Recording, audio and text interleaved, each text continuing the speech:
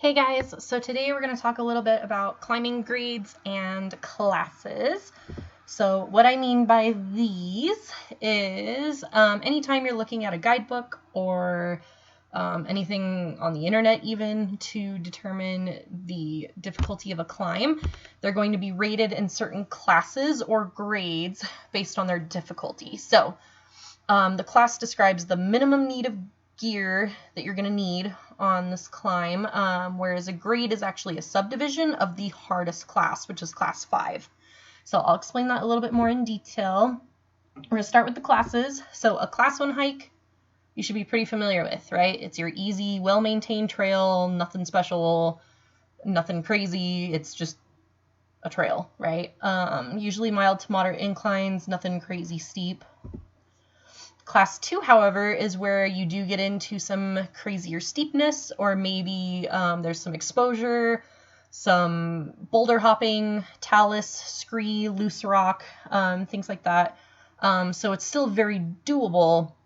You don't need any gear for this one, just your body, right? Same thing with a class 1, you don't need climbing gear. These are your categories where you really don't need much. It's just a little bit more hands-on. Class 3 is where you get into more of the scrambling. Sometimes people bring ropes to a class 3. It's not necessary. It's more of a comfort thing. And it's not like you'd be hooking the rope into the rock at all. It would be more you're roping up with your partner for the sake of safety for each other. But sometimes it is still good to at least wear a helmet in these areas, especially if there's a lot of loose rock. And this is also the category that typically becomes class 4 or 5 if it's in the snow. Usually snow definitely ramps things up a little bit, so keep that in mind. Class 4 climbing is where you definitely need all fours, right? You need both hands, both feet to climb up and down.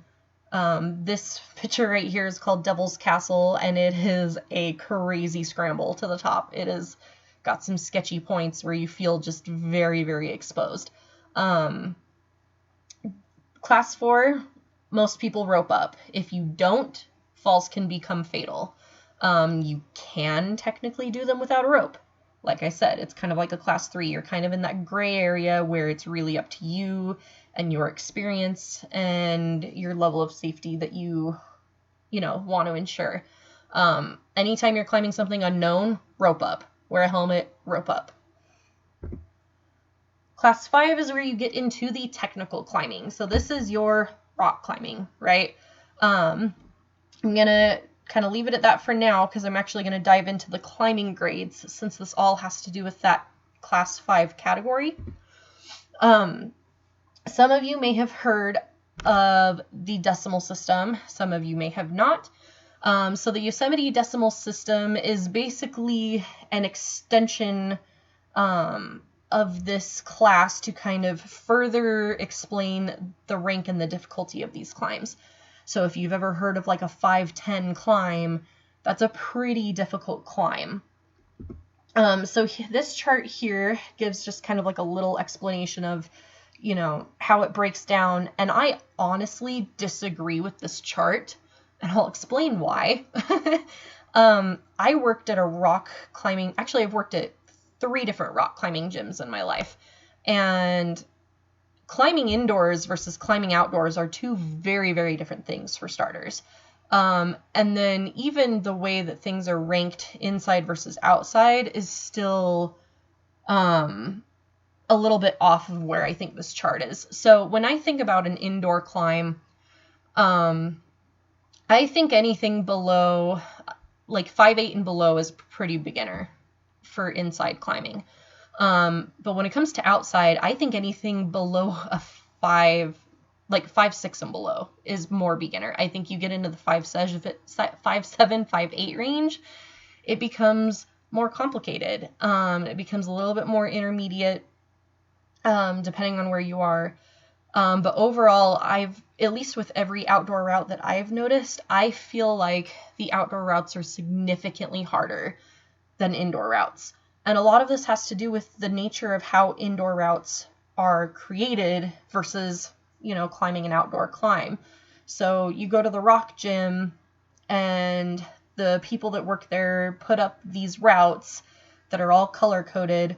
They're put up in a very strategic fashion to help you practice technique and help you with certain movements. And there's like one way that you do that route, right? Like you go up that direction following this pattern of colorful holds, and that's it, right? Where when you get outside, it's a little bit more of a free-for-all. There aren't designated holds. You just kind of go. And you have to improvise. So it's not like there's a guided technique like, ooh, put your hand here, put your hand here. Now this is a foothold. You have to kind of look at the rock and feel around and be like, okay, is this something I can grab onto? Nope, too slippery. Maybe this spot. Okay, I can kind of hold that. So natural holds in the rock are very, very different than something that you're going to find in the gym. So it takes a little bit more processing for your brain, but then it also takes a little bit more physically out of you because you are holding on more. You're taking your time more. It's just a little bit more physically exerting. All right, so I'm going to show you some examples. So these 4 pictures real quick. The picture up here in the left corner is a 5/8 climb. It's not straight up. It's got lots of holds, lots of places to put your feet and hands. It does kind of make you think a little bit. It is a slipperier rock. It's quartz, so that can play a part too. The type of rock that you're climbing on really does make a difference. This picture here in the middle, this is up in Oregon at Smith Rock State Park. This is called the 5-gallon buckets route. Oh, by the way, this one is in Dogwood in Big Cottonwood Canyon, Utah. So, but this one is a 5/9, big, awesome holds. You can even see where chalk is on some of those holes in the rock. So lots of places to put your hands and feet, but it is tricky. You're having to think on how you're going to kind of navigate through all these crazy holes. Okay. Over here, this is my all-time favorite climb in the world so far. It's called the Edge of Time. It's in Rocky Mountain National Park, Colorado. You've actually got Meeker and Long's Peak in the background, and it's a gorgeous view. It's a 5/9 climb up this edge here, and it's got lots of great holds. But just so you kind of get an idea of kind of what these numbers look like when you're looking at a rock. This one down here is called a 510C. It is up at Alta, Utah, and it's on this ridge that overlooks Secret Saddle. And it is a slippery quartz rock with not a lot of holds.